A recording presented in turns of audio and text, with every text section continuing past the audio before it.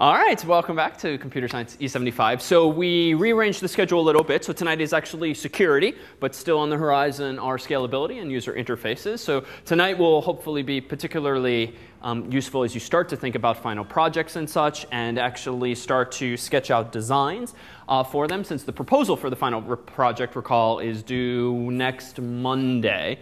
So do review the spec, which has been online for many weeks, on the projects page of the course's website, just to see what's expected there. Essentially, the process involves proposing an idea that's of interest to you. We then offer you a sounding board in the form of this is perfect, this is a little too light, this is a little too much, and we'll try to help guide you toward what we suspect is realistic, given what we've covered in the course and how much time there actually is. Generally, what we urge students to do is consider sort of a good plan, whereby if they implement this set of features, they will think of this as a good project, something they're happy with, then a better sort of milestone, and then a best milestone. Because realistically, what tends to happen is you shoot for best, but inevitably things take way longer than you actually imagine. And what we want to make sure is that what you ultimately submit is in fact something you're happy with and actually functions, even if it's not as feature-rich as you might aspire to implement. There's always time after the course if you really want to take it further. So with that said, too, you'll be able to host your projects on the cloud server, as you've been doing for these various projects. But certainly realize if this is something you want to continue after the course, toward the very end of the semester, we'll let you know via email or in class how you can transition yourself off of our servers and to some commercial web host if you want your project to live on at your same domain name. Though presumably if you have it living at projects.something.com, that's probably not going to be your startup's name, so you can certainly change the URL as well. So today is ultimately about security, and it was kind of apropos that I just read like today or yesterday? Yeah, today. This post on Slashdot. The Royal Navy website is hacked, passwords revealed. This goes on to say, the British Royal Navy's website has been suspended after a Romanian hacker exploited SQL injection vulnerabilities to gain access to the site. The hacker, named Tincode, accessed usernames and passwords used by the site's admins and published them on the web. ... So the sad thing is, as you may have realized just from writing your own code, this is such an easy attack to prevent. We'll take a look at a concrete example tonight, but every time you've sort of grimaced at writing out that stupidly named function, MySQL real escape string, it's actually a wonderfully good habit to get into, because it really is as simple as using a function like that, whether in PHP or any other, to ward off this attack. So this almost always boils down to oversight, to stupidity, to lack of awareness of what these attacks actually are. And so what really tonight is about is familiarizing you not only with this attack, which we've talked about a couple times already, but any number of others. And thankfully, many of them are relatively easy to defend against. You just read so many of these articles, presumably because people just don't remain mindful of these issues, or just never realized how vulnerable their work actually is.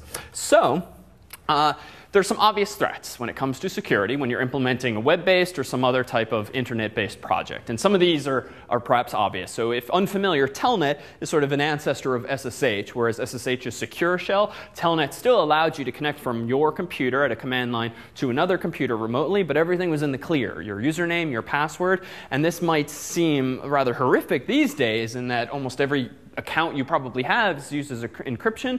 But you know, as recently as 10, 15 years ago, even on this campus, there were thousands of FAS users who were telnetting to their FAS email accounts with their usernames and passwords just going off in the clear all day long. Now, in fairness, back then, most everything traveled across a wire, so it was a lot harder to intercept that traffic unless you had physical access to the medium. But back in even my undergraduate days, a lot of the undergraduate houses had wired Ethernet, which feels like a good thing, but they had hubs instead of switches in the basement of the various buildings. And for those unfamiliar, a hub is pretty much a stupid device with a lot of Ethernet ports. Stupid in the sense that when some data comes in on one cable, it just broadcasts it out to every other Ethernet cable plugged into it. And then by design, computers that support Ethernet are only supposed to listen to those packets that are actually addressed to them, even though they will hear everyone else's packets in the nearby vicinity. So it was not uncommon for the more savvy computer science types back in my college days to probably be being a little nosy when it came to emails going around the dorm or the equivalent of instant messages. It was relatively simple if you knew what to do. You put your Ethernet card into what's called promiscuous mode. Thankfully, it's pretty easy to avoid those kinds of attacks these days by not using Telnet at all. So if you're ever on a system, frankly, that's using Telnet, you should definitely raise an eyebrow. And if you're using it over the internet, definitely a bad idea. It is still used, though, on equipment sometimes. Some Cisco hardware, for instance, switches and routers, will very often support Telnet, but the idea is that you're only supposed to connect to those pieces of hardware via direct cable or via a very local area network that you control, so that it's going across in the clear, but there's no one there to listen to it. So it's still perhaps used, though not the best system, certainly. So FTP, File Transfer Protocol, is actually very much still in vogue, not even for better or for worse, for worse.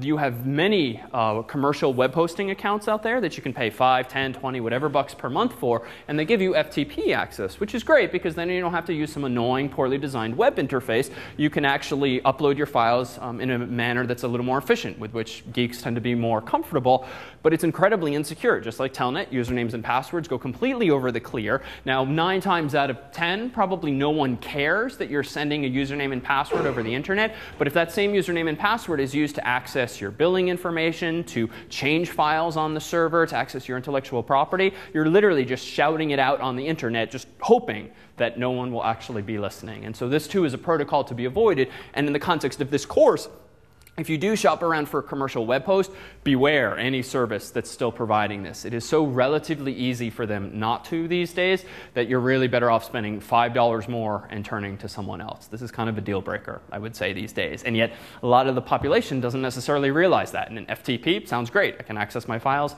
but not so. HTTP. So this one we'll talk about in greater detail tonight, especially in the context of a tool that's been making its way around the internet since 2 weeks ago. In fact, I literally got an email 2 lectures ago that I think I read shortly after the break about this new tool that had been released that day called Firesheep. Well, I've since played with it, as have unfortunately millions of people on the internet most likely, and it's shockingly easy to use. And I'll give you some screenshots tonight, and we'll discuss exactly how it works. And in fact, even though we talked about this briefly in weeks past, the idea of a session hijacking attack, I mean, literally 2 lectures ago that day did these attacks become ever more real and ever more easy to wage, such that any kid on the internet can now download this tool and log into your Facebook account, various Google accounts, your Twitter account, any number of accounts that are popular today. It's frighteningly easy, and it's going to take the world presumably some time to fix this properly. So we'll also talk about some defenses tonight that you can use in the meantime. So MySQL. One of the things you might have learned the hard way when working on your projects on your local laptop or desktop is that you cannot connect to your MySQL account on cloud.cs75.net. The reason being, we packet filter, and we don't allow any MySQL traffic from the internet coming into the servers, essentially because it's completely unencrypted, specifically the login mechanism, your username and your password. So if we were to allow you to call MySQL Connect with your host name, your username and password, and you connect it to the cloud from your local machine, you there too would be shouting your username and password across the internet, which is not ideal. So this is pretty standard practice, really in any topology, to hide your database server behind other layers, much like we've done here. A little annoying in that you can't develop remotely but still connect to some central database. There are workarounds. You can use SSH, in fact, for many purposes besides just command line environments. Very common is to use SSH. To create what's called a tunnel, whereby you can essentially create a virtual private network between your laptop or desktop and most any remote server. And even though SSH itself tends to use port 22 as the standard TCP port for internet traffic, you can configure your computer to then send all TCP port 3306, which is MySQL by convention, through that SSH tunnel, where it then connects on the other end to the actual MySQL database. It's a little more involved. We tend not to do this in this course because it just involves too much complexity on both ends, but it's not terribly hard to do, and it's common practice if you want to encrypt anything between point A and point B. So realize there are workarounds, but built into PHP's MySQL library, and MySQL itself is not sort of off-the-shelf, easy-to-use encryption. The passwords by default are sent in the clear. So that's one matter of concern. Any questions about some of these more obvious threats, even if some of these protocols were until now unfamiliar? Is FTP-S better than FTP? I mean, is FTPS okay to use? So by the way, SFTP. So SFTP, Secure File Transfer Protocol, is wonderful. It is essentially FTP over SSH, though there's some slight differences, but it is a secure form of FTP. So if you're offered that in a server or in a web hosting company, that's good. SSH, SFTP are good. FTP bad. Telnet ridiculously bad. Other questions? And now that you've prompted me with that question, let me remember a promise that I made right before we began, which was just to mention quickly how you can save yourself some steps in terms of validating your code. So as we've said in the past, there's a number of wonderfully useful free tools for Firefox in particular, but other browsers increasingly have these kinds of tools built in. And that's namely something called Web Developer Toolbar. So if you install this thing, and it's on the software page on the course's website, you'll get some additional menus: disable, cookies, CSS, forms, images, information, other tools, resize. To be honest, at least in my sort of daily life, I find the resize tool invaluable, at least when I'm coding on a desktop computer with like a 24 or 30-inch monitor, which is way bigger than most people's screens, which is bad because you can very quickly start developing really nice interfaces that are way too big to fit on a normal person's screen. So I will very often develop using Firefox and then click resize and then choose from this dropdown after I've configured it, say 1024 by 768, and my window will immediately shrink to be those dimensions. This projector only supports 1024 by 768, so nothing happened. I can downsize it to 8 by 6, which is kind of out of vogue these days, and you're probably safe just cutting the cord on people whose resolutions are still this low. But that's what it does, and it's a wonderfully useful development tool for that purpose. So you're not overestimating, but germane to validation is this. If you visit some web page, especially CS75 Finance, or any page you've designed that's behind some kind of login mechanism, you of course can't just copy the URL, go to validator.w3.org and paste it in, because when they try to validate some specific page, your buy page or your sell page, of course they, like you, are going to get redirected to the login page. So that is to say that the W3C can only validate your login page, it would seem. So you can of course visit your buy page or your sell page and view your source, copy it, and then paste it into validator.w3.org. by clicking direct input, and you get a big text area that you can paste into. But this very quickly gets annoying. It's just too many steps to be all that much fun. And so you can, with Web Developer Toolbar, go to Tools, validate local HTML, and this will upload the source code of the current page to the W3C site and essentially automate all of those steps for you. And I'm actually spontaneously curious to actually run the validator on the validator in sort of a very meta approach here and see what happens. Very nice. So the validator is in fact valid. Otherwise, that would be a bit of hypocrisy there. Though with that said, there are probably E75 pages that over time have gotten a little messy, so we should fix those too. Anyhow, back to security. So the biggest one we discussed very early on in the semester was this potential threat of being on a shared web host, which the cloud effectively is. We have hundreds of students on this server, and it would be a bad thing if all of you were working on your code and you wanted to keep it private, whether it's your final projects or assigned projects, and yet if you had to chmod your code 644, that is, make it world readable so that the web server can actually read it, that would be a bad thing. The web server on a typical Linux system or even Windows system runs under a certain username, whether it's administrator or root, which tend to be bad, nobody, web, Apache. There's so many different monikers under which the web server software runs. But the point is, it pretty much runs as anyone other than you.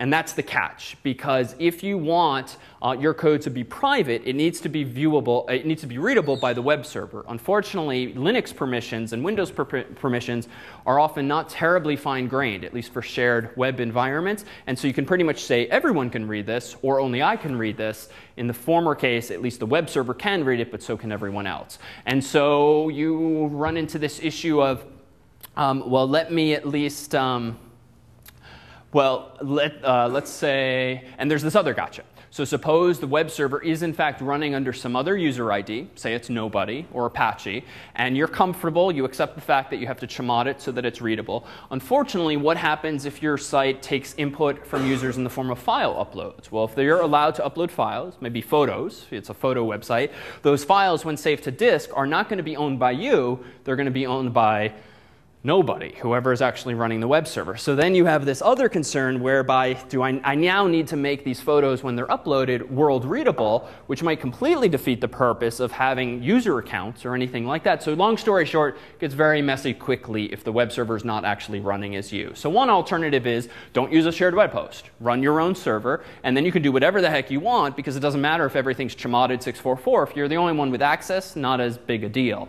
That's probably not feasible for a lot of people, whether for technical reasons, financial reasons, or just logistical. That's a pain in the neck. Why do I want to take on responsibility for managing a whole server when all I care about is solving this one problem? So thankfully, there exist tools like SUPHP or Fast CGI is another one. The course happens to use SUPHP. And does anyone recall what this does for us or what the acronym stands for? Technically, substitute user, PHP. And as that suggests, it means don't run my PHP code as me, run it as some other user. Substitute the user running this code with my own username. And so what SUPHP does is it looks at the username that owns a particular .php file. And if it's Mailin, what happens is the web server takes on my identity temporarily and runs that code as Mailin, does its thing, and then it does the same thing for all of you using your own username for any PHP files you've run. And so this is sort of the best of both worlds, where now I can really have my permissions nice and tight on the web server. I still don't have to give up any flexibility. I can still allow file uploads and the like. No one else on the system can actually see my files, and yet I can still use something like PHP. So there is a downside. What tends to be the downside almost any time we introduce a solution to something in the form of some new software? What could be a problem or downside? Yeah? Well, I know that when I've been developing for this course, I've had a hard time with version management control. OK. I have to store things so that they can be readable on my own system. And I know that if I chmod things 600, they're not readable on my own system. That doesn't Interesting. OK. So, like, because version control systems don't usually store permission, it's made it difficult for me to synchronize my development environment with the cloud. Well, that's a good point, actually. I should ponder how we can help fix that, to be honest. But that's a good point. So that's one downside that I didn't even really appreciate, since I tend not to do my own development client side. Other downsides? Almost nothing in technology life is free. What do you usually spend to get some new feature? Oh, so performance and, sorry? Administration details. So there is that issue. Frankly, I was getting a little ticked off at SUPHP trying to get it to work on Fedora for the first time, just because every damn Linux distribution does things a little differently. And this was not all that much fun a thing to have to do at the beginning of the semester, is figure out yet another version. So that's certainly compelling. There's some additional complexity, yet another tool that might take time, might be buggy itself. And then another is performance. So in fact, there is a slight performance hit you take when actually using something like SUPHP because of the intermediate step that needs to be taken, changing mode essentially to your username, executing the code, and then proceeding to do the same kind of thing for most everyone else. Thankfully, there's kind of a built-in solution here. If your website is so popular that you're really starting to push the limit of your 1 or 2 or 3 gigahertz CPU such that the performance you're spending on this is probably an issue, at that point, you're probably better off transitioning away from a shared hosting environment and something that's more dedicated to you. So what's at least nice there is that that's probably a good problem to have if your site's doing well. You can then at least consider taking even more control over the server. But that too comes with a cost. Then you have to manage your own server potentially. But thankfully, there exist things like these VPSs, virtual private servers, that we discussed very early in the term, which is effectively what the cloud is as you would perceive it as a customer. Actually, no. Let me retract that. Ours is a shared web hosting environment, but we ourselves certainly run VMs that have dedicated services. For instance, in the course, we have a dedicated file server. We have a dedicated LDAP server. And these are controlled only by us. But they're VMs, not actually machines. So So that's SU-PHP, and there exist counterparts in other languages. So here's the fun one. And out of curiosity, besides lecture 2 weeks ago when I mentioned it by reading the article off my phone, how many of you have heard or seen or played with Firesheep since? It's OK, you're off camera if you have actually played with it. OK, so a handful of folks in this room. And has anyone not heard of it or not heard anything since 2 weeks ago? I didn't phrase that perfectly clearly. But let's assume that most everyone's familiar, but we'll do a quick recap of what it is, because frankly, it's at least as sufficiently real a threat that even I, earlier today, just sitting in a restaurant doing some work and eating, even I thought twice about, wait a minute, should I really log into this site here if I'm on some free Wi-Fi? Probably not the best idea, knowing just how many, curious technical people live in this area, whereas I'd probably be a little more loose if I were in the middle of the suburbs where people are not probably threatening my own privacy. But even then, the threat still exists. So why does this threat exist? Well, we've talked in the past about, in PHP, a superglobal called $_session. And it's in $_session that you get the illusion of state management with the user. You can put anything you want in that superglobal, key value pairs, and you can pretty much trust that the next time that user visits one of your web pages, so long as you've called the session start function, you will be handed back that same copy of the session superglobal. And you effectively get the illusion of one such session superglobal for every one of your users. It's not shared across all of your users. Each person gets their own copy, their own version of it. How is that done? Well, recall that it's cookies to which this technology owes its implementation. So here is a snippet of an HTTP response from a server to a browser. I say response because you can see in the top line there that it says 200. OK, 200 is a good status code to see. We then have some lines here, some of which are arguably some security threats, but we'll come back to those. But down here in bold is the ones that are germane right now. Set cookie, PHP sesh ID, and then some really long, presumably random number. And then another one below it, which is even worse, secret equals 1, 2, 3, 4, 5. So we proposed a while back that storing users' usernames and passwords and cookies, kind of a dumb idea, because of course it gets stored locally on their hard drive. If it's a lab computer, that's definitely not good. Even if it's their own computer, not the best thing to have any form of sensitive information stored in clear text, not actually encrypted. So this bottom row, set cookie, might be what happens if, in fact, you make this mistake of storing something sensitive inside of a cookie. So even if you don't do that, this guy is very much in play anytime you're using sessions in PHP. And there are similarly named cookies that other language environments use to create this same illusion of state management over HTTP. How is this big random number used exactly? Anyone recall? Is it the key in a user hash table? Yeah, it's essentially a key in a user hash table. And it's a pretty simple hash table. It's just /temp, which is a temporary folder on most Linux systems. In that temp folder, recall, are a whole bunch of text files. And each of those text files is named usually something like SESS _ big random number, and that's the file that's storing the contents on disk of Joe user's session superglobal. And there's another such file for Jill, and there's another such file for Alice and Bob and Charlie and so forth. Every one of us, if we're visiting a website, has our own file inside of /temp. Now, as an aside, those files are sometimes stored in an actual database, because we run into issues of session stickiness, which we'll talk about in a week or two in the context of scalability. But for performance, for scalability, they can be stored in a MySQL database or the like, but that's not a solution to the problem at hand. What is that problem? Well, the way that a website remembers that I've been logged in already, and I should therefore be shown my account balance or my Facebook wall or whatever it is I'm seeing on this website, is because, unbeknownst to me, the user, once I'm logged in, my computer, or rather the server, remembers that I'm logged in by planting this big random number somewhere on my hard drive or somewhere in RAM. And according to the HTTP standard, anytime my web page visits another page within that same domain usually, it is supposed to send, behind the scenes, cookie colon, and then that same big random number. So the server sends set cookie. The browser is supposed to just say cookie colon big random number. And if you've ever been to like a club or an amusement park where they stamp your hand, if you temporarily leave and go out into the parking lot or the like, they stamp your hand so that you can come back in without having to repay or whatever. It's very similar in spirit. When the web server wants to remember you, it stamps your hand with a big random number, and then unbeknownst to us, the humans, the browser is supposed to constantly extend its stamped hand every time it talks to the server thereafter. So the danger here is, what if someone else kind of does this trick at the amusement park, makes a copy of that stamp, and then presents that same stamp as though they were you?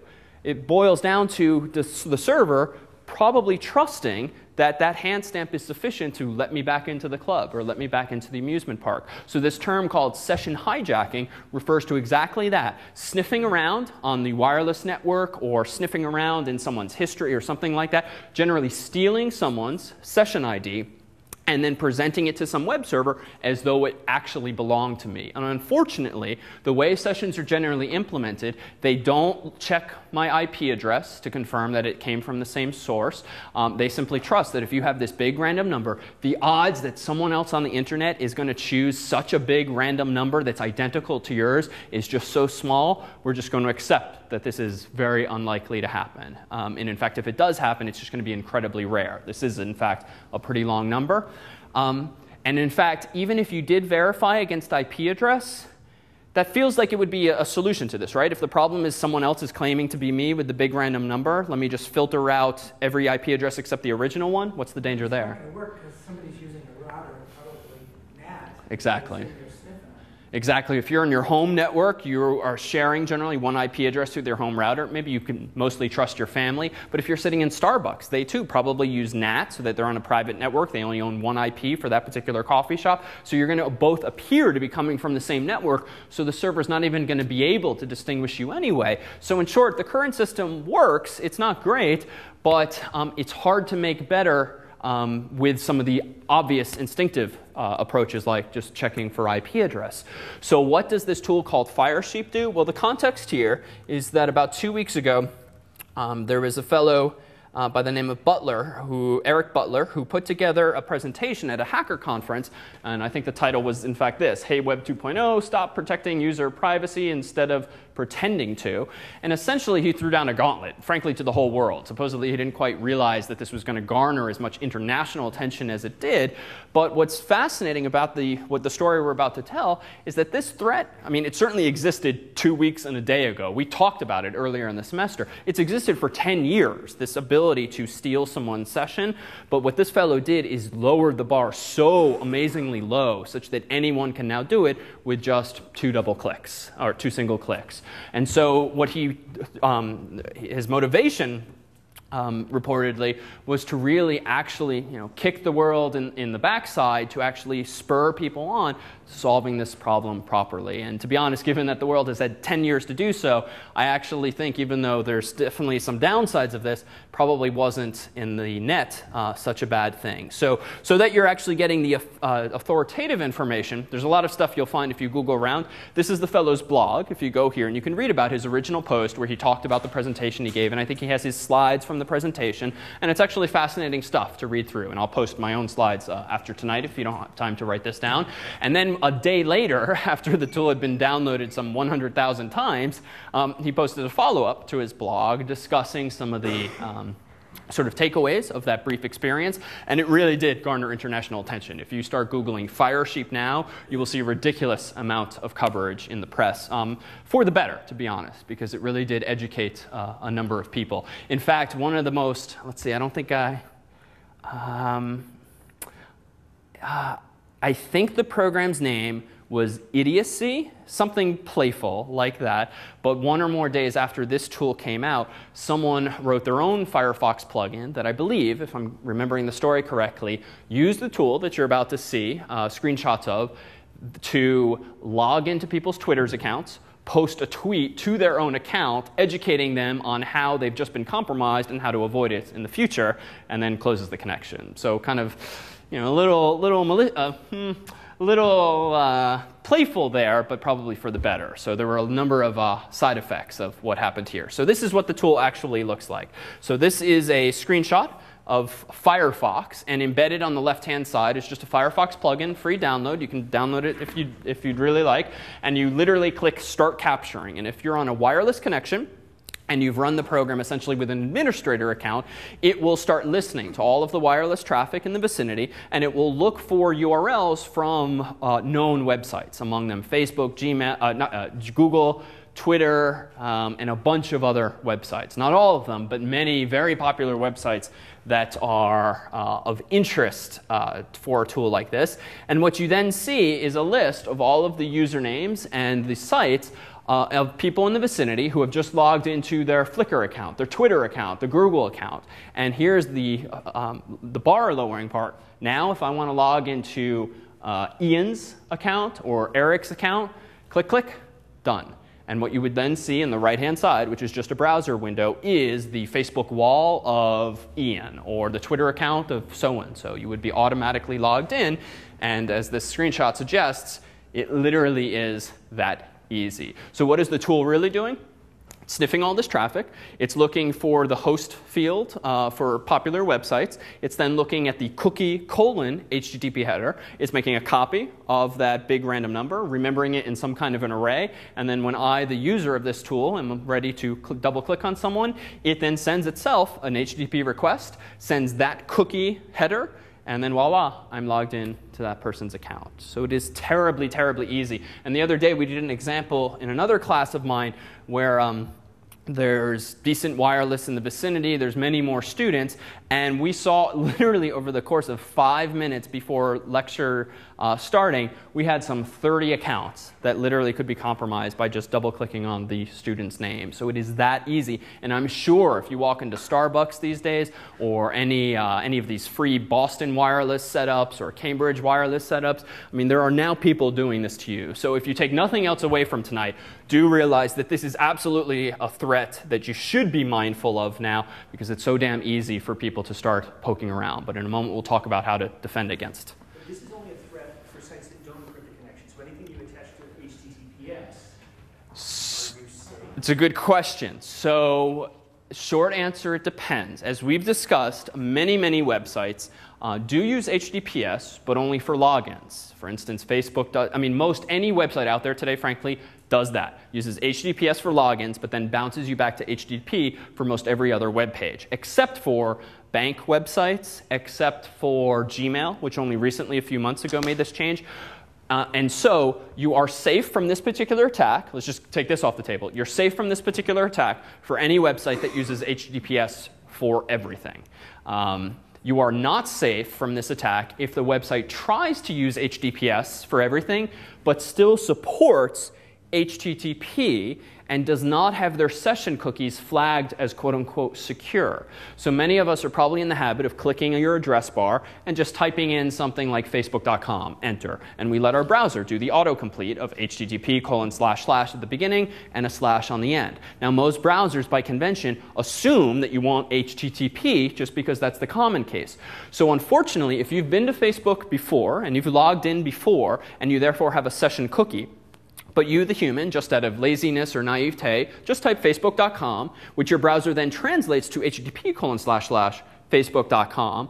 It's very possible that your browser will then make a request to http:// facebook.com, will send that session cookie, and voila, you've now been compromised, because your session cookie, even if it was given to you over HTTPS when you first logged in, your browser just very naively sent it over in the clear. Because many websites, even if they don't use HTTPS for everything, do not flag their session cookies, like PHP sesh ID, as quote-unquote secure. One of the options in php.ini and other languages configuration files is to say, do you want your session cookies to be secure or not? This literally just adds a keyword to the HTTP header that says secure. If you turn this on, that tells the browser that it should only send this cookie across the internet if the connection is over HTTPS. But the gotcha is that there are numerable websites out there that think they're doing best practice by using SSL for their login pages, but are not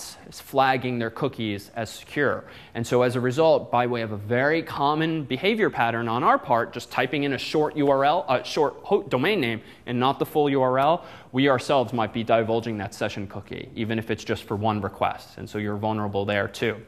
So a danger, indeed. And this is true even, I think, of some bank websites, whereby they do operate over all HTTPS, but they still support HTTP because they don't want people to reach a dead end if they try visiting HTTP. But again, if their cookies are not flagged as secure, you could divulge your session cookie even for something like a bank. So you have to beware even contexts like that. Another question.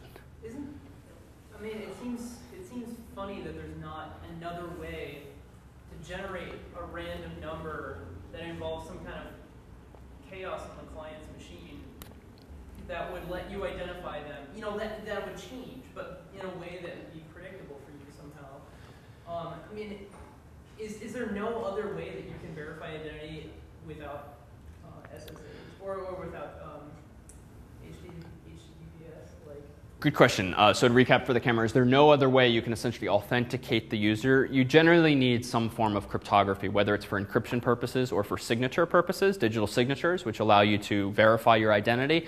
The gotcha is, though, that there's other problems involved there. We do have things like SSL, which frankly is going to be one of the best solutions to this problem, as we'll discuss in a moment. But the problem there, too, is that SSL technically has vulnerabilities. It is imperfect for a number of reasons, even though it's still better than nothing. And so we just create new problems for us there. But in short, the simplest solution to this problem is indeed cryptography, but implementing it correctly. And the fact that many session cookies are not flagged as secure is a wonderful example of sort of good intentions, but not fully understanding how all this stuff works from the ground up, which frankly is one of the themes of this course, not just talking about how you write PHP, but how it's really being implemented under the hood so we understand these issues. So in short, crypto does help us here, and we'll see in just a moment. So what then are some solutions? Well, what about cryptography on the wireless network? So one of the interesting things that's happened over the past few years is you try to steal someone's Wi-Fi, and it's getting much, much harder because almost everyone now is buying routers that encrypt it by default, home wireless routers and the like, or they're consciously turning on encryption. Unfortunately, many of them are still using WEP, wired equivalent privacy, which sucks. It is imperfect, it's flawed, it's very easy to crack, even if you have a decent password. So thankfully, there's WPA or WPA2. WPA2 is not bad so long as you have a reasonably long passphrase. If you're using 1, 2, 3, 4, 5, it too is quite vulnerable. But at least with WPA2, you do get encryption between you and the nearby wireless access point. Now, what's the implication of this?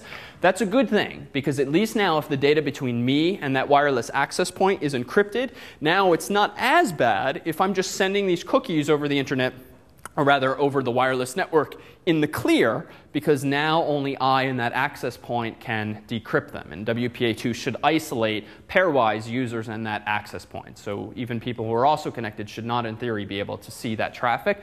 But this doesn't fundamentally solve the problem, because plugged into that wireless access point is probably an Ethernet cable that's connected to some router to some router.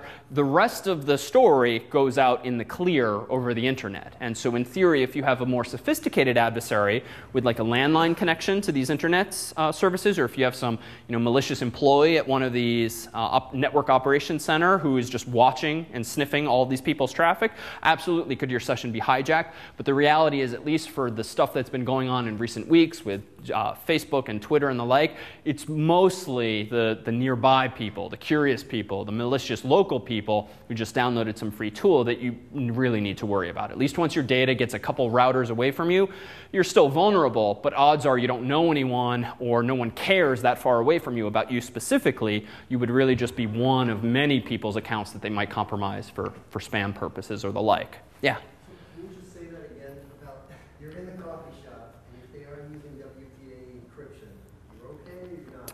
Good question. If you're in a coffee shop using WPA2 encryption, you are more okay, if I can say. The catch is, I don't think I've been to one coffee shop in like 5 years that's actually used encryption.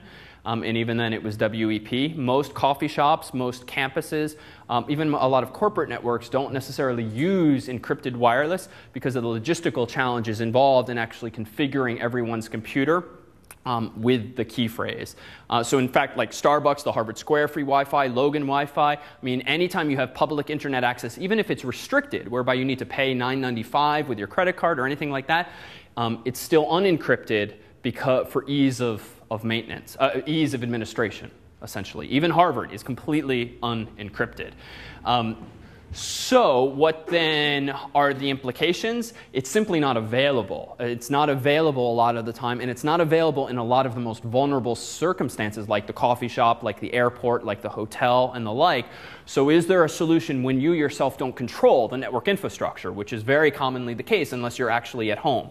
Well, turns out with some sites, you can just add the S yourself. Many of these websites that are common today do support SSL, but thanks to Apache and Mod Rewrite, or the equivalent, they try to bounce you off of the HTTPS pages as quickly as possible, generally because some more CPU cycles are involved in encrypting a connection than in not encrypting it. Now, with that said, one of the studies or blog posts that came to greater light after Firesheep is one by Google. When Google switched Gmail to all SSL, they claim in a public discussion thereof that they did not have to buy more servers for that particular change, and they supposedly only had a 3% CPU increase, but presumably thanks to some cleverness or some configuration on their part that might exceed the savvy of a typical user who really just knows how to like check a box or change a configuration file to turn it on or off. So realistically, it does generally involve a bit more computation, but it's been offered to the community that this is not a deal breaker and that this claim that you need more money, more hardware is not necessarily the case if you solve the problem rather cleverly or if you fine-tune your setup. But even so, there's a gotcha even with a site like Facebook. Facebook supports SSL for all of its pages, but what was the context here? But the irony is, you can change your URL to HTTPS with Facebook, and from there, they pretty much use all relative URLs. So when you click around, almost all of your traffic will stay on SSL. But the gotcha is when you do log in, they force you to HTTP after you've logged in. So ironically, right after you've logged in is literally when they disclose to the world what your session cookie is. And someone like Facebook, in fairness, it's a little non-trivial for them to just change to SSL overnight. One, because they have a heck of a lot of servers, and thinking this through in terms of performance probably is non-trivial. They also have a ridiculous number of third-party integration these days, which relies on HTTP. So if they suddenly switch to, say, secure cookies and to HTTPS, could very well be that a lot of their efforts to proliferate on the internet with these third-party plugins on CNN.com and the like suddenly stop working, at least for some people, if now it requires HTTPS changes there too. So they in particular are kind of in a bit of a headache situation that they didn't do this from the get-go, but now presumably are seeing accounts hacked every day, which is not fun. I'm sure it's happening even on campus here. So what are some better options than yourself just manually changing your URL and crossing your fingers that the website doesn't change it back on you? Well, here too, some plugins can come to the partial rescue. So one of the solutions that's been proposed, and this tool's been around for a while now, is a plugin for Firefox called Force TLS. TLS is one of the encryption protocols involved in SSL. This is a plugin that, when installed, knows about a bunch of websites, some of the most popular, and I think you can add more to the list, and if it detects that Firefox is about to make an HTTP connection to that website, it rewrites it on your side, the request, to use HTTPS instead, so that it doesn't accidentally leak out information. So this is not a bad mechanism. It's essentially a gatekeeper that's constantly watching all of the URLs you're visiting, and if you ever slip up or you click a link that's hard-coded as HTTP, it will automatically change that to HTTPS for you. And that's good so long as the web server actually supports HTTPS and will actually respond to you from that URL. So an alternative to this is one from the Electronic Frontier Foundation called HTTPS Everywhere. Pretty much does the same thing. implemented a little differently, but if you take a look at either of these URLs, or frankly just Google these names, I'm sure they're at the top of Google search results these days, Force TLS and HTTPS Everywhere, they essentially do that for you. But it's imperfect, because they only know essentially about finitely many sites, and sure, all it takes is one website to divulge something that you care about, and you could fall victim to your session being hijacked. Now, in fairness, there's maybe not a huge amount of damage you can do logging into one's Twitter account or one's Facebook account, but if in fact you're using a bank that is vulnerable to does not use secure session cookies, and you're in the habit of typing in mybankname.com, which initially is HTTP, even there you should be a little wary. So using something like this isn't necessarily bad if it just adds an additional layer of protection. But probably the best approach, if you must use wireless in some coffee shop or in some airport or hotel or the like, probably the best approach for now, until the world fixes this for us by moving their own websites to HTTPS entirely and to secure session cookies or some other technology altogether, the best, if heavy-handed approach is to use a VPN of some sort. Now, as Harvard affiliates or as extension school students, you have or are eligible for FAS accounts, and FAS itself offers vpn.fas.harvard.edu, which is an SSL-based VPN. It runs on Cisco hardware in this case, and this is a web page you can go to. You'll be prompted to download some free Java application that, so long as you have a Java runtime environment installed, should work, and you'll then have a secure connection between your laptop or desktop and one of Harvard University's servers. But much like the WPA2 solution, this only pushes out your secure boundary by some number of hops. At the end of the day, Harvard's network is still going to connect to Facebook or Twitter or the like using an HTTP connection, most likely. But at least then you're only vulnerable to people with slightly more sophisticated physical access to big expensive routers in machine rooms, and not just script kiddies who happen to be nearby you on campus or in the coffee shop. But there are some downsides here too. Frankly, one, it's annoying to have to connect to a VPN every time you want to use the internet. Two, if you accidentally get disconnected and don't realize it, you've just leaked your session cookies. Three, a lot of VPNs, including I think FAS's, takes it upon itself to make themselves your default gateway or default router, which means all of your internet traffic then goes through Harvard. So if you're doing something sensitive for work, it's now going to get routed through harvard.edu. If you're trying to print via the network to your local printer, you might not be able to print because your printer is not on Harvard's network. It's on your own local network. So here too, I'm sorry to say I don't have sort of a silver bullet for us tonight, but there are some downsides here too. Now with that said, there are yet other alternatives. You don't have to use FASs, especially if the lifetime of your FAS account might be limited. There are third parties that you can pay, I'm sure, on the internet to sign up for VPN accounts. Probably would be a little wary of just signing up for some random website on the internet, especially if it's cheap. At least do some kind of reputation vetting. But you could also, in theory, run your own VPN. So if you have a decent internet connection at home and your IP address doesn't change, or you know about something like dynamic DNS, which maps a host name every few minutes to your new IP address, just in case Verizon or Comcast changes it, you could, in theory, download I think for the Mac, there's something called iVPN, which is like 20 or 40 bucks, and it's pretty well reputed. I'm sure for Windows, there's something comparable. Or you can buy devices that actually allow you to connect to your own home network or your office computer or whatever using VPN software. If you're particularly comfy at the command line, OpenVPN is free Linux software, actually for other OSs too, that you can download and install too. But for now, if you just want to solve the problem when you're in the most sensitive places, just using some existing VPN, whether your own job or at Harvard. If not the same, then this is probably a good bet. But again, it doesn't solve the problem. It just protects you from the nosy people in your nearby vicinity. Any questions? It's a very real threat now, so stop checking Facebook in any place public unless you use one of these solutions. All right, on that scary note, why don't we take our 5-minute break? All right, so just to give you a sense of how easy it is to sniff other people's traffic, so this is a free tool called Wireshark, formerly called Ethereal. This is sort of the de facto standard in packet sniffing utilities, and what you see for the camera will unfortunately blur all this information so it doesn't get spread.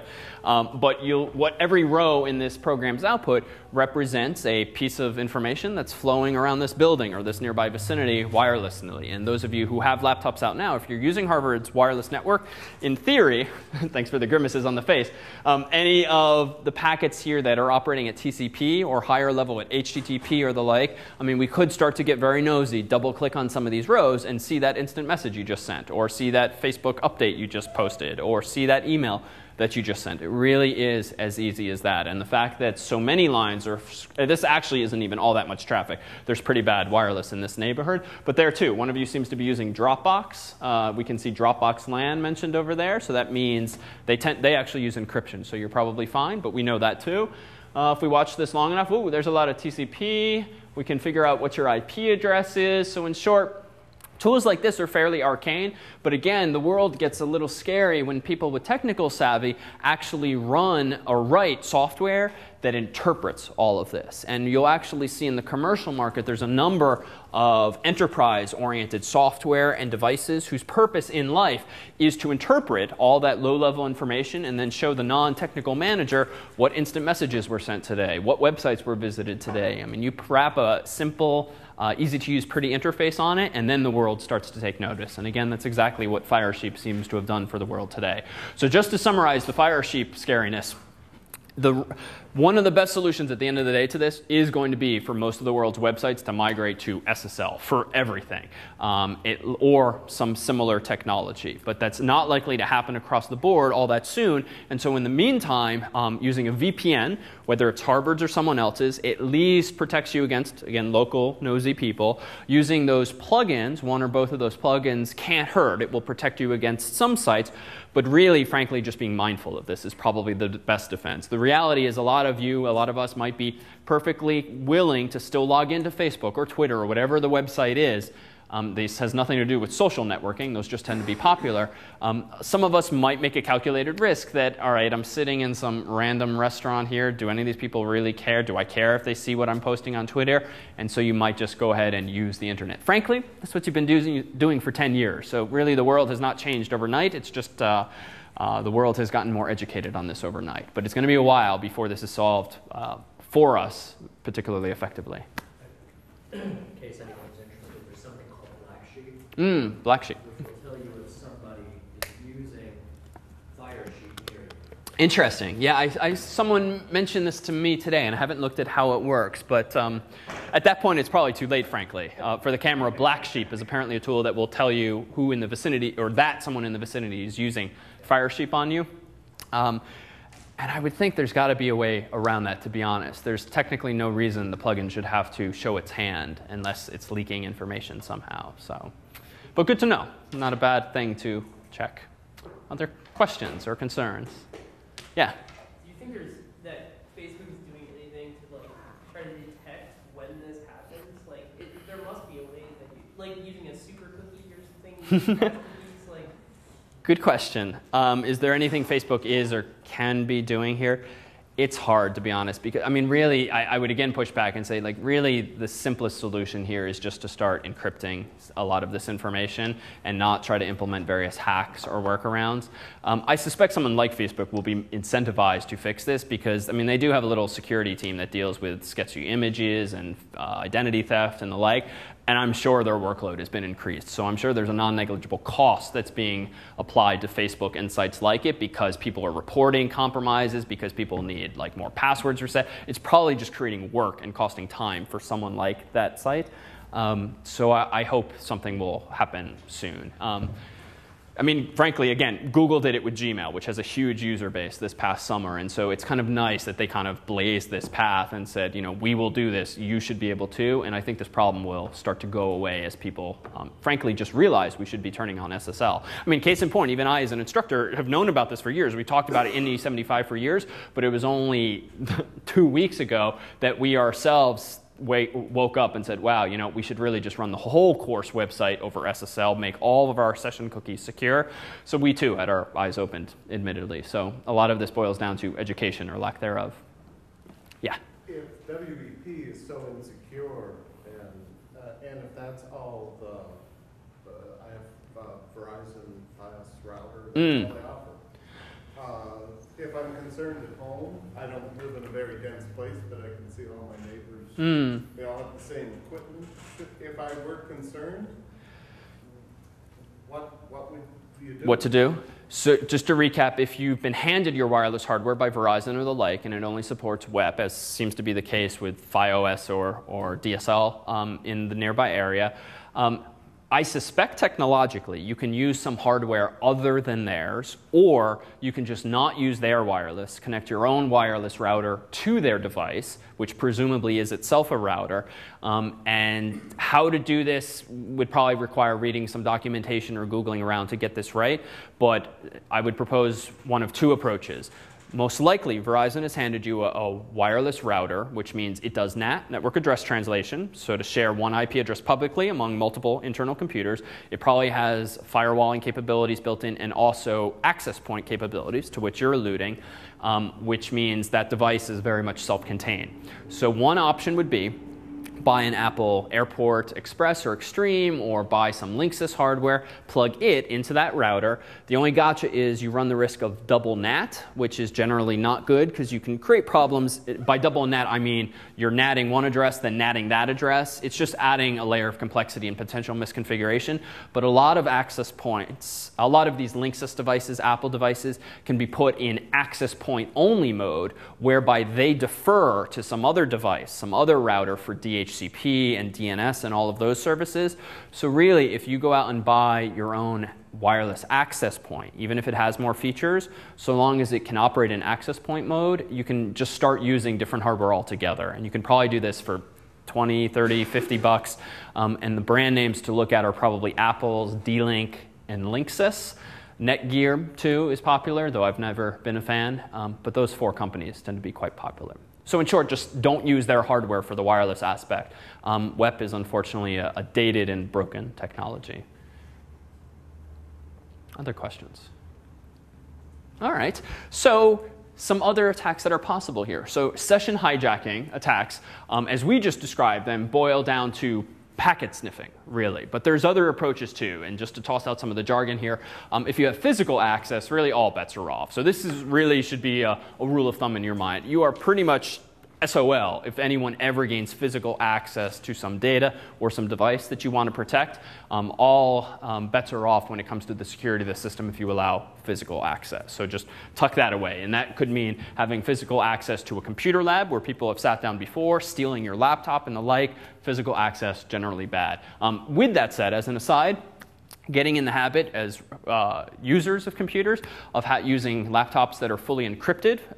Frankly, Apple makes this wonderfully simple. You just turn on something called File Vault, which does incur a performance penalty, but essentially your whole hard drive is encrypted, and only once you've logged in with your username and password can you access the encrypted data. The upside of this is that if your laptop is stolen, or just lost, then only if that person knows your username and password or guesses it can they actually access your files. They might still have your $3,000 laptop, but they'll at least have to format the hard drive in order to start using it, so your data might be safe. Windows, this is possible, but I don't believe it's built into Windows 7 in any easy fashion, so you generally need third-party software. I think RSA makes some of their own software for this, and many other companies, but frankly, Apple wins this one when it comes to ease of use. Click a control panel, done a few minutes later.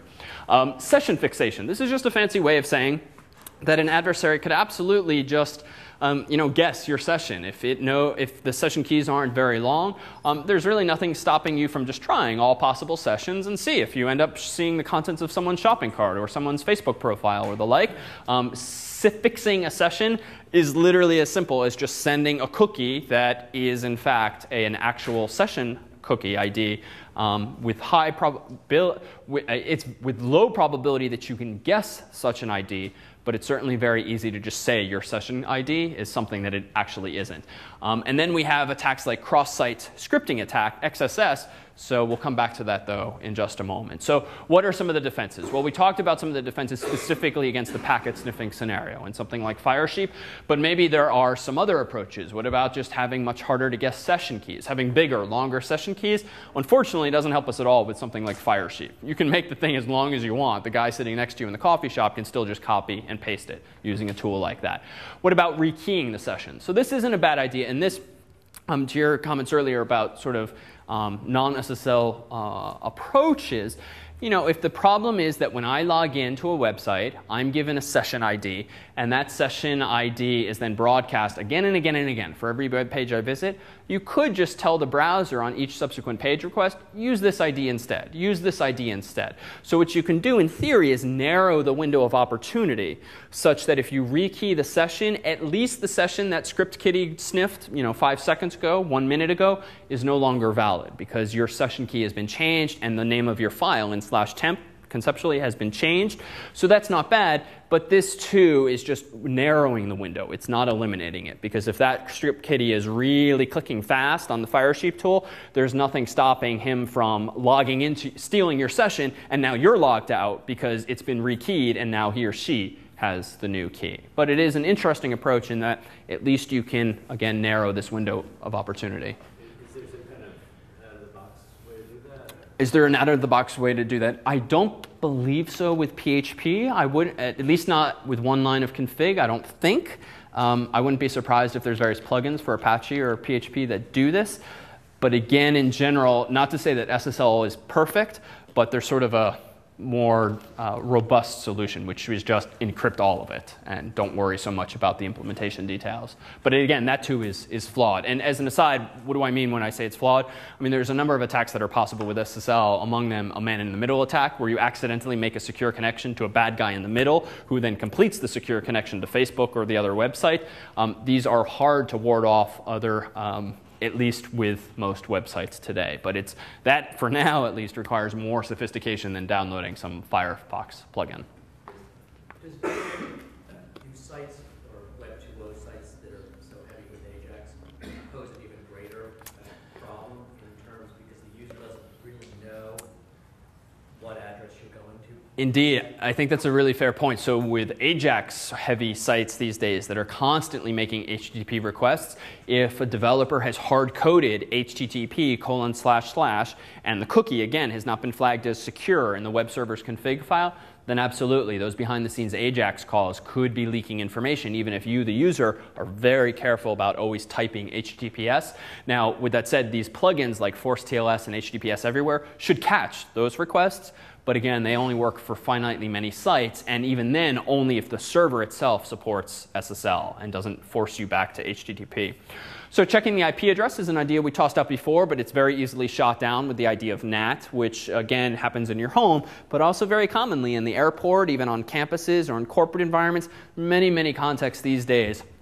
Thanks to a dwindling supply of IP addresses and thanks to security protocols, whereby you are sharing, you appear to the rest of the world as having the same IP as dozens or even hundreds of other people. Could you use the MAC address instead of the IP address? Wouldn't those be unique? So good question, and actually a not well-known fact, no, they're not unique. They are often reused by manufacturers, but generally sent in different shipments. Supposedly, so that with low probability will you buy 2 cards with the same MAC address, but it's a lot easier to just start reusing them if you assume that they're both going to be shipped to East Coast and West Coast. Even then, if you used MAC addresses, though, at the end of the day, if you're still sending it to the web server via the HTTP protocol, and thus in the header, you can send all the special information you want. It's still going to be sniffable. So again, if it's in the clear, you're at risk. Yeah? What if you, along with the IP address, check the source TCP port? Good question. What if along with the IP address you check the source TCP port? Clever, and it's not bad. It's going to require that someone like Eric Butler go back and redo his tool. Unfortunately, TCP port numbers are contained in the clear in any TCP packet that goes across the wire or the wireless network.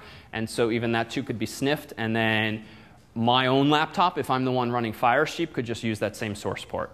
Assume. At least it provides a unique way of identifying the user. Yes. Because the traffic has to get back to that user, so there has to be something unique on the way. So that is true. I see. So let me think about this for 1 second. So yes. So as an aside, the way NAT generally works these days is, of course, 2 people in your same home or internet cafe can visit like the same website, facebook.com. And we'll have different private IPs, but to the rest of the world, we have the same public IP. And yet somehow I get my profile and the person next to me gets their profile by default. This NAT does in fact work. Even if both of our computers happen to have chosen the same source port. So even though most of us are probably familiar with the idea of destination ports, 80 for web, 25 for mail, 22 for SSH, turns out there's another port involved in any internet socket connection, namely a source port, and it's generally a pseudo-random number greater than 1024 that your laptop or desktop computer chooses.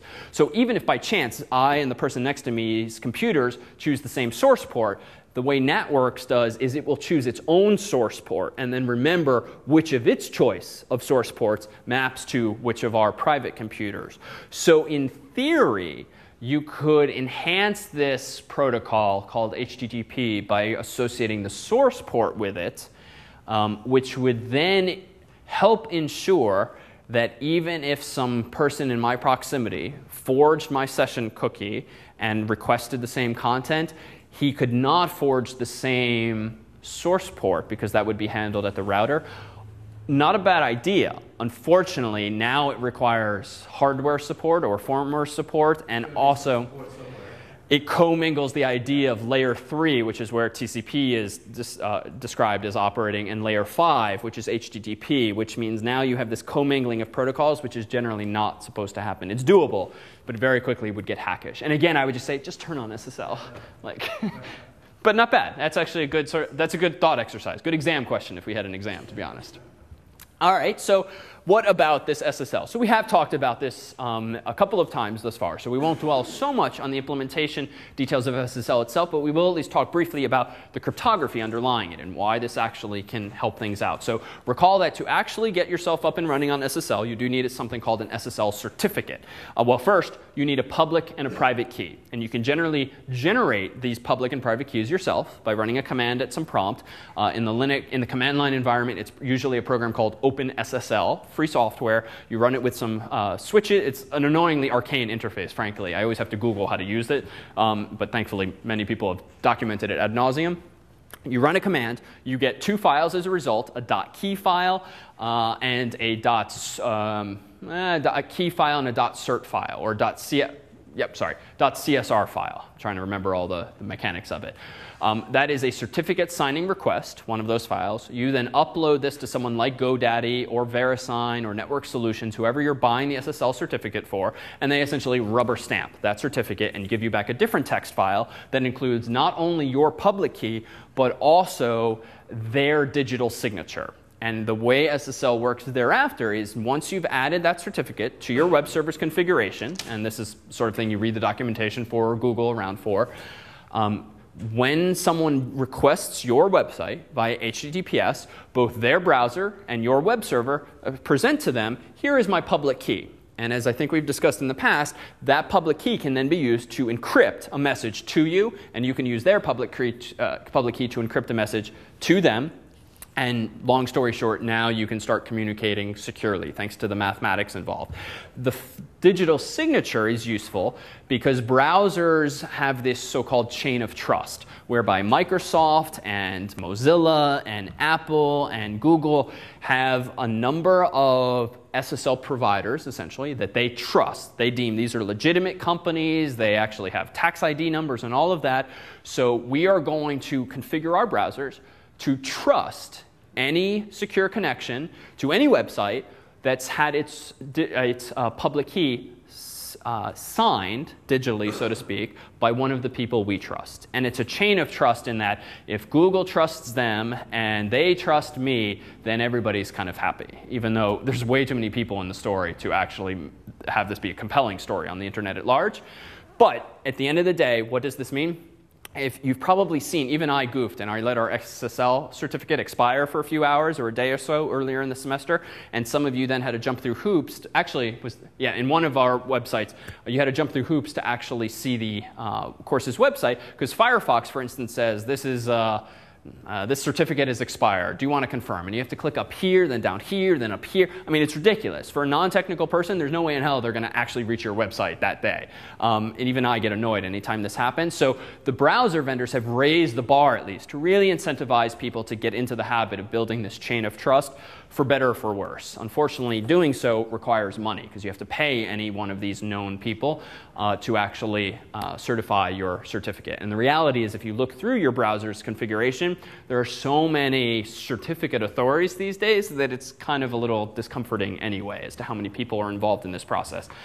Anyhow, the value of this is that once you've enabled SSL, all of this stuff, which clearly has been the source of all of our problems thus far tonight, gets encrypted. And so now, at least, yes, it can be forged, but no one can actually see what this big random cookie number is. And so you're much safer because the cookies are encrypted along with all of the other HTTP headers. But there's a gotcha, at least with shared web hosting. Recall that this one doesn't have it here because this is a response. But in an HTTP request, there's one header that's very important in a shared web hosting environment. What was that one? The host : HTTP header, because the browser has to remind the server, this user typed in foo.com or bar.com or baz.com, because if all of those domain names map to the same IP, the web server has to be able to multiplex and figure out which index.html file should I serve up, foos or bars or bazes. Unfortunately, because the world didn't really think this through, if you're encrypting all of this information, and among that information is host : you don't know what private key on the server to use to decrypt incoming requests unless you try all possible keys, and that's just not an ideal solution for a shared environment where you could have hundreds of websites all operating on the same. So in general, as I think we said a few weeks ago, for SSL, you generally need a unique IP address per website, which means you, the end user or the customer, have to pay for this usually. There is an exception to this if you want to run multiple subdomains in the same domain. You can get away with one IP address for all of them, so long as you use one certificate for all of them. So it turns out if you're willing to pay a bit more, you can buy what's called a wildcard SSL certificate, whereby VeriSign or the like will essentially approve star.cs75.net, and you can then use that certificate for all of your subdomains. So that's at least a good thing. For companies or sites with a lot of subdomains, you don't have to pay through the nose for every subdomain, but you do have to pay more. For this course, in fact, where we have lots of subdomains, it's $199 per year for the SSL certificate, but that's better than paying $49.99 for every single subdomain.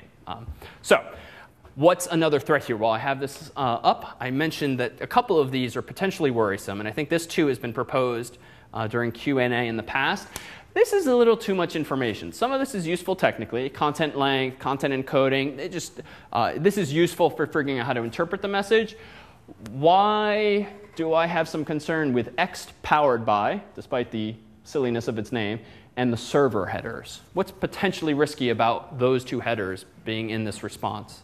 Yeah? If there's any known vulnerabilities in PHP 5.3.3, you're essentially telling everybody, come and get it. Exactly. If there are any vulnerabilities in PHP 5.3.3, why the heck are you telling the whole world what version of the software you're using? I mean, there is very little to no value in your broadcasting to the world, unless, frankly, the folks at php.net or the folks at Apache just want people to be able to gather statistics on what software is being run on various websites, because if this is being sent in the clear, you can actually do decent analytics of all of the websites out there by just looking at these headers. But for you, the security-conscious developer or sysadmin, there's really no value to this. And so you should generally turn these headers off by searching through the config file and looking for the appropriate line to disable this. I've left it enabled here, but certainly powered by is pretty useless. And Apache, that too, pretty useless for most application purposes. So back to SSL. So how does SSL work? It's generally an example of public key crypto, which we won't spend really much time on the mathematics of, but again involves big random numbers generally involved in the process, and a public key and a private key. RSA is generally one that's used in common practice today, but one that's a little easier to understand, at least quickly, is a variant of public key cryptography called Diffie-Hellman, or DLP. So this picture here essentially tells the following story. Alice and Bob want to establish a shared secure connection, but they've never met before. And so they need to do this without having whispered into each other's ears some secret that they can use. So there's a motivation here for public key crypto because Alice and Bob have never met. Alice is on the left, Bob is on the right. And this is going to use something called modular arithmetic. The mathematics can get hard and interesting, but we can actually just wave our hands at some of it because the basic examples are pretty straightforward. So how can Alice and Bob possibly start communicating securely? Well, in general, to communicate securely, you do have to have some secret shared between the two of you and only the two of you. But obviously, if they've never met, they can't agree upon this in advance. So how in a noisy room can you both simultaneously come up with the same number? Turns out there's some useful mathematical tricks, and one of them is, again, through this kind of thing called modular arithmetic. So suppose that Alice chooses a random number, call it A, and Bob chooses a random number, call it B. These are usually pretty big numbers. In advance, and this is totally fine to just broadcast this to the whole world, this is not private, they need to agree on a number G, generally called a generator, and a number P, which is a prime number in this case. It is okay if the whole world knows what G and what P they're using. What the whole world should not be told is what A or B are yet in the story. So what do they then do? So Alice does some mathematics. She takes this number G, which is very often, frankly, the number 2. Doesn't have to be big itself. 2 to the A, where A is big. 2 to the anything big is going to be huge. So mod takes the remainder, P, and P is generally big too, but not as big as the exponentiation. So long story short, Alice, using her calculator or computer, computes G to the A, remainder P, and now sends that number across the internet. Can be completely insecure. Anyone can intercept that packet, but the point is she does not send A, she sends the result of the mathematical operation, G to the A mod P. Okay, person B does the same thing, but he uses B instead of A.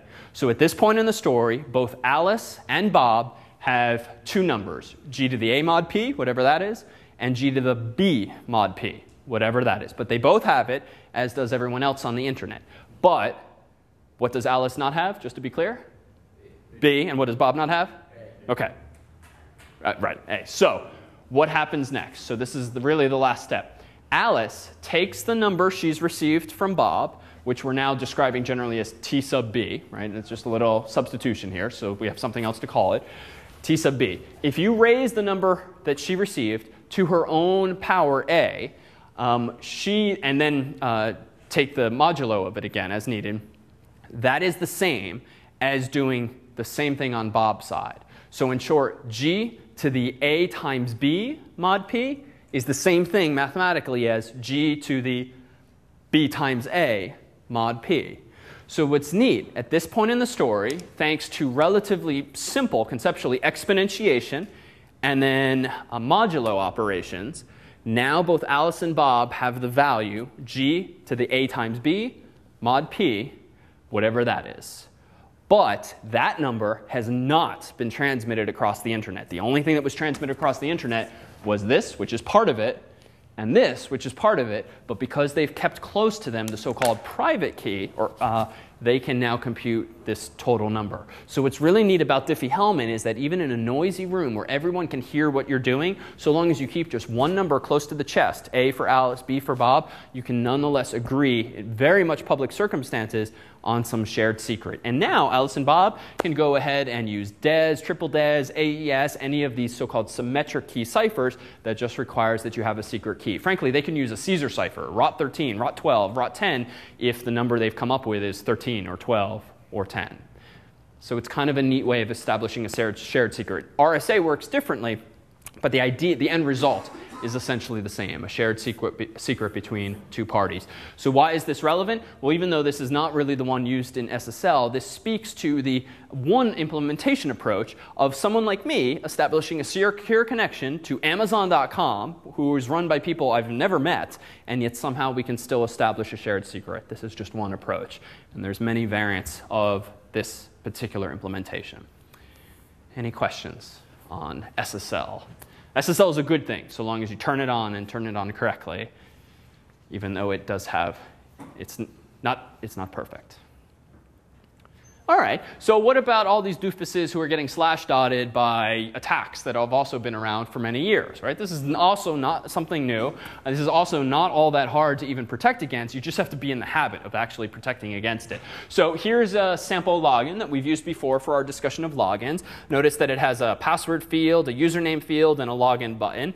And now suppose that the SQL query that I use in order to verify someone's username and password is something like this down below. There's many ways, as you've realized from Project 2, that you can implement code like this. In this case, I'm using sprintf, just so that I can have some placeholders, %s, but I could use concatenation in PHP, the dot operator, or anything, like that. But the point really for today is not the PHP details, but the SQL details. So what am I doing here? I am constructing a string that says select UID for user ID from users, where username equals this quoted string and password equals this quoted string. And I'm passing in the values of username and password. So if you're not already in the habit of grimacing anytime you see code like this, you really should. Never, ever, ever trust user input. Even if you think this is only going to be used by people I trust, don't trust them anyway. It's too easy to just add the defensive code. There's no telling, who might inherit your code later, and then it comes back to bite you. So why is this dangerous? Well, suppose that I actually trick the server into executing this code. So it's red because it's bad. Why is this bad? What will this query return? And actually not not all users. Oh, actually, password. Yeah, so what will we get back here? We will definitely get back at least one user ID because of the OR, which is saying OR 1 equals 1, which is kind of an uninteresting statement, but unfortunately, it's a statement that is always true. Now, I could have said 2 equals 2, 3 equals 3, A equals A, whatever. The point is that it's always a truth value, true. So why is this bad? Well, one, it's always going to return a user ID. And if this is being used in the context of an authentication page, feels like it's going to let the user log in as one user ID. Who knows which? Maybe Jay Harvard's, and maybe if he doesn't exist, someone else's. So this doesn't seem all this bad. So long as I'm not an idiot and don't write this query in my PHP code, well, there's no danger. Well, there is if you're dynamically constructing your SQL query, as we did in this example here. So notice the potential danger. Right now I have select UID from users where username equals this and password equals this. But notice I'm using single quotes, which is good. Single quotes inside of double quotes is OK. But what if the user types a single quote? Feels like they could presumptuously close my single quotes, then proceed to do whatever they want, then reopen my double quote, and still have a syntactically valid expression. Let's see how relatively easy this is. So this is the danger, but again, I'm not going to write this. But what if the adversary can trick me into constructing this string on the fly? Well, what if the user does this? So I'm going to zoom in here. So username is Jay Harvard. And what if they type a password of, and I've removed the bullets so we could actually see what they're typing, 1, 2, 3, 4, 5, single quote. So that completes my first single quote. Space or space, quote unquote, 1 equals quote 1 without the single quote, because I'm now assuming that I'm the doofus who left another single quote in there, which will complete this adversary's SQL expression. So in short, it's an incomplete SQL statement, but it's trying to exploit the high probability that someone like me at least got into the good habit of quoting my string so that my SQL queries don't break. But unfortunately, if I'm not scrubbing their input and I'm just letting them type in apostrophes, they could trick me into constructing a query on the fly that I did not intend. And so what happens?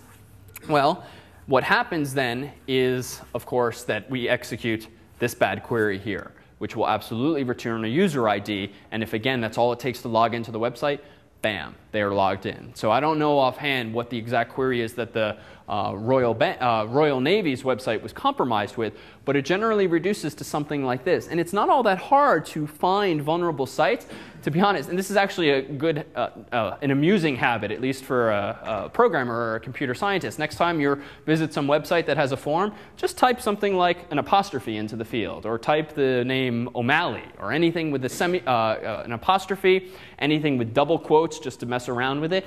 And if you get a weird error message or the server fails, there's a candidate for a SQL injection attack. And I myself just kind of randomly have tried doing this on various websites. You'd be shocked, frankly, at how often the site errors, not just saying, sorry, invalid characters, but like you see a dump from the server itself saying invalid expression or something like that, that you really should not be seeing as the end user. There you have it. That's all how these people find these SQL injection attacks. They visit all these popular websites, type apostrophes or semicolons or weird characters into websites. The moment the thing fails ungracefully, there you go. Now you got to just figure out what query to construct, and it's almost always involving things like quotes and the like. So here too is the sort of disappointing lesson. It is really this easy to ward this off. And as I've said, this is a ridiculous name for a function in any language, way too long. So it's a little annoying to type, but that should not be your excuse when like your site gets compromised. Oh, it's such an annoying function name to type. Alias it if you want somehow.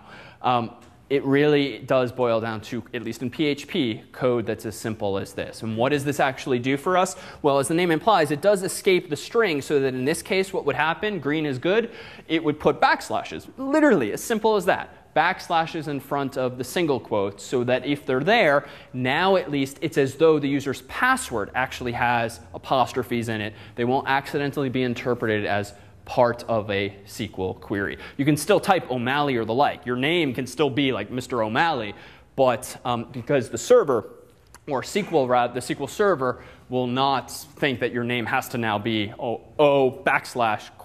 quote Malley. This is really just for the query purposes. And it is this easy. Yes? While looking at documentation, I happened upon that there's another function called MySQL escape sequence. It's like an older deprecated one. Okay. Real escape. And they said, real escape is the one to use now because it also includes like other character sets, or it handles other character sets, exchanges also. So agreed, yes. So the one to use is the real one now. And thankfully, and realize too, if you've not played or taken it upon yourself to play with other APIs, you're welcome to for the final project.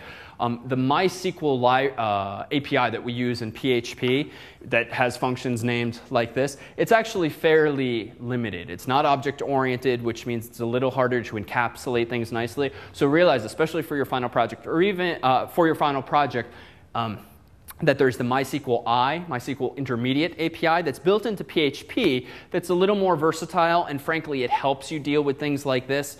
You can do what's called prepare a statement using that API, which is very common in many different languages, Java in particular, with anything involving ODBC and the like, where you can create strings where all this escaping happens for you. You generally put a question mark, not %s, where you want some string, and then the API deals with the escaping for you. So realize that even though, again, we've been kind of taking the lowest common denominator approach to build our way up, thankfully there are libraries that make your life a little easier, but you have to use them. And clearly not everyone on the internet, even with well-known sites, actually does.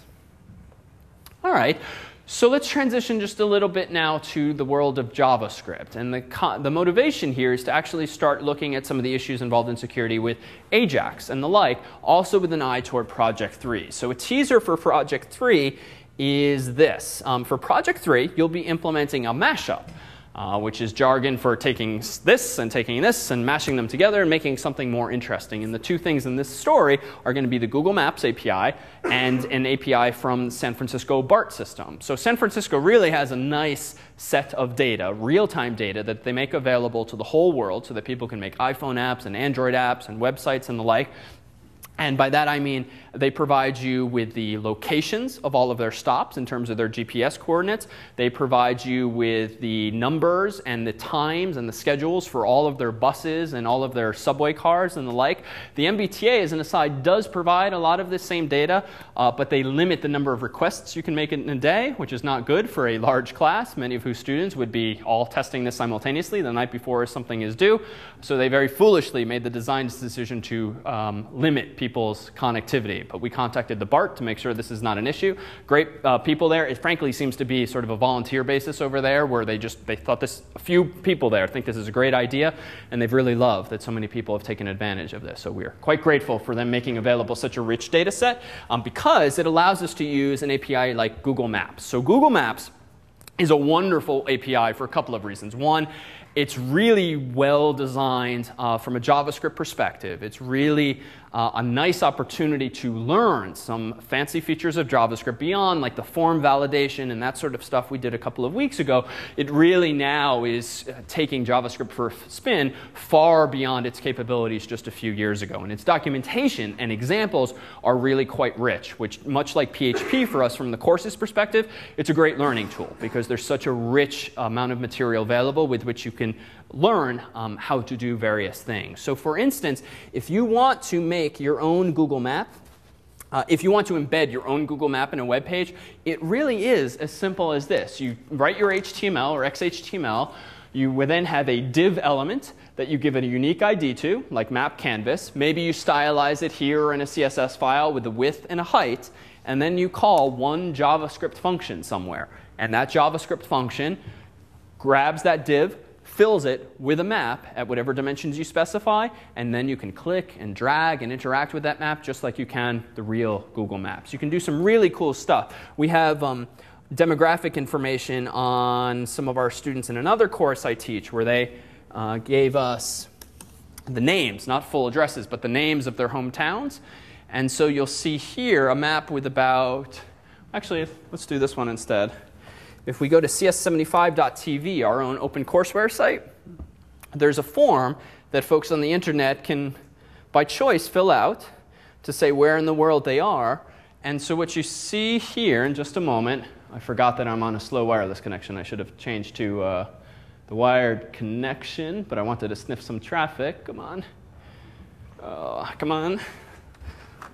Let me switch in a moment to a wire. Otherwise, it will not be very fun to play with the API. Disable. Give me one moment. OK, that felt much faster. Come on. Here we go. OK. So every one of those markers represents someone on the internet who's turned into CS75s or CS50s videos and has told us their name and where they actually live. And it was relatively easy to do this. So this is a mashup of, in this case, Google spreadsheets. I used a Google form with which to solicit people's information. A Google spreadsheet can be exported automatically in CSV format, much like Yahoo Finance. So every hour, I think, I have a cron job, a script, PHP script that runs, grabs the latest CSV file, and then when you request the information, when you request this mashup, it then drops a marker where every one of those people actually is. And what we can do, just like any Google map, is click and drag over this way. We can see that out here in Mexico lives Manuel. Over here is Buster. Over here off the coast is Angelina. We can zoom in on this. And it's really quite cool and really quite easy how it was to do this. I just have a div in my page. I then told the Google API, populate this div with a map, and then I had to write the JavaScript code that in a for loop or a while loop iterates over my CSV file and then drops a marker using another function from the Google Maps API and drops it in that particular place. And so what you'll do for this project is something very similar in spirit, whereby the BART, depicted here, and the URL is in the PDF, which is already online, has a number of different formats for their data. They have a data format whereby you can get back data in JSON format, JavaScript object notation, which is just a nice succinct representation of data that you can load into memory. They have an XML format if you'd rather sort of revisit some of your Project One skills. And that XML feed contains the times at which the next several buses, for instance, will arrive at a stop. And they also provide you with data on the geographic coordinates of all of the stops and the lines. Because what you can also do relatively easily with the Maps API is draw lines on a map and actually trace paths much like you could the route for a bus or a train.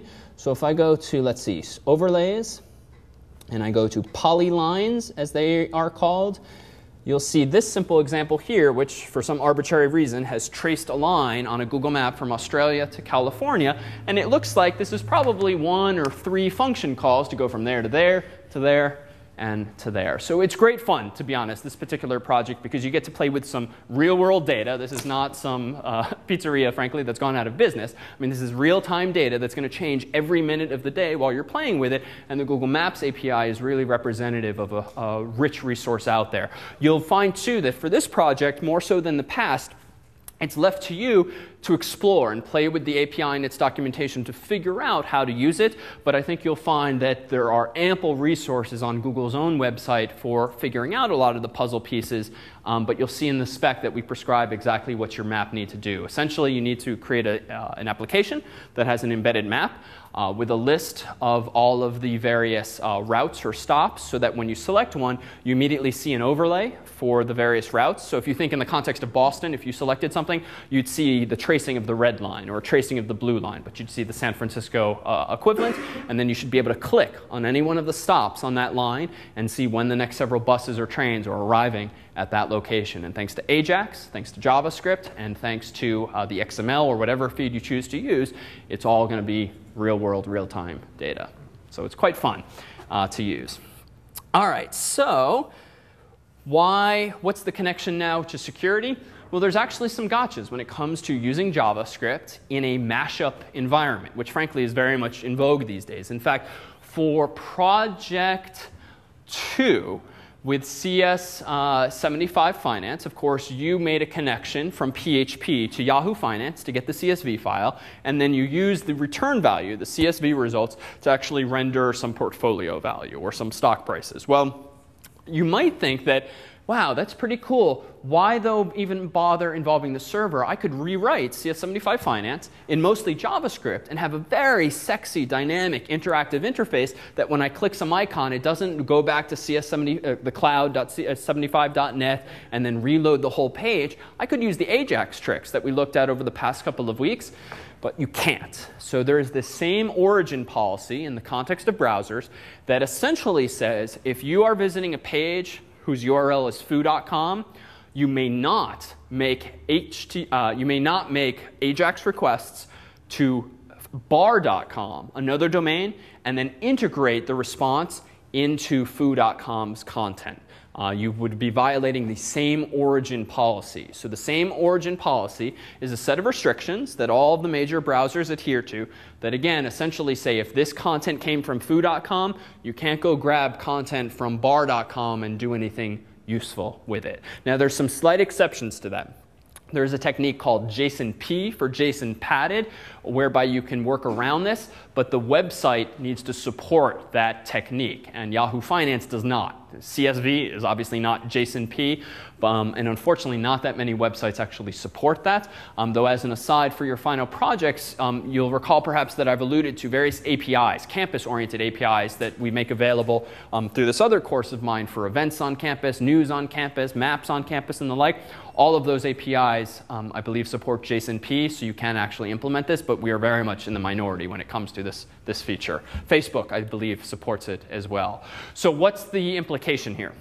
So this so-called policy affects pretty much any interesting aspects of web pages today. If you've got frames, you can't get around this. If you want to use Ajax with XML HTTP requests, you can't get around this. If you've got cookies from one domain, another cookie for, the other domain can't access it. In short, same origin policy is generally a good thing because it means that if you visit some popular website like CNN.com and they have advertisements, the advertisers can't just see what your CNN cookie is. They can't see what you're looking at on this page. They don't have the right to look at any domain content other than their own. So in general, this is a good thing. But as developers get more sophisticated and start to leverage increasingly dynamic technologies like Ajax, it does start to create hurdles whereby you have to jump through a bit more hoops. So you may very well trip over that either for Project 3, but more likely your final project if you start dabbling in things Ajax. So tuck away that trying to ever access content in JavaScript from another domain other than your own generally will raise some kind of red message in Firebug or the like saying access denied. So there's a couple of more attacks now that are actually surprisingly easy and probably not something you even thought about. Even in the context of Project 2, you might have unknowingly made this mistake. Unfortunately, the world likes acronyms, and I myself rarely remember what these stand for, but cross-site request forgery, otherwise known as CSRF, because that's easier to remember, and cross-site scripting attack, XSS. You actually hear about the second of these quite often in the press. So what are these threats, and how do they relate to the type of stuff we've been doing? So here is a cross-site request forgery attack. And I've described it in 4 steps. Suppose you log into project2.domain.tld, so your website. You then visit some bad guy's site because you click some link or you go to some sketchy website, so you end up accessing his site for some reason. But that bad guy has a hyperlink to project2.domain.tld/buy.php symbol equals this thing, which is a penny stock.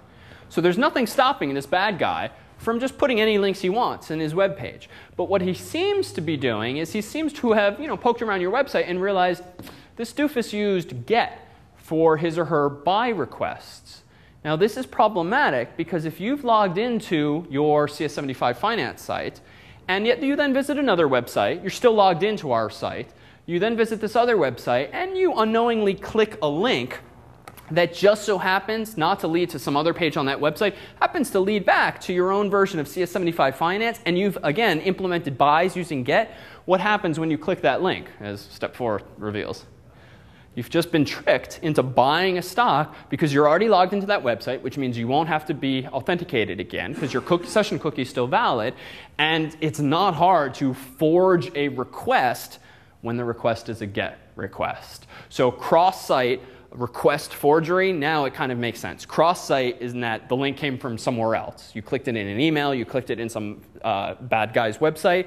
Request forgery, I mean, it's frankly a little generous. This is a request. It's forged in as much as he's mimicking your own choice of URLs, but in the end result is a bad situation there. You've now been tricked into buying. So how do you mitigate this? What could you do? You realize, damn, I thought it was really clever of me to support buys because now I can have user-friendly links on my website that says, if you want to buy this share, click here, click here. A lot of you probably did this. So what's the solution then? It's probably not acceptable to tell your user, don't visit any other websites while using ours.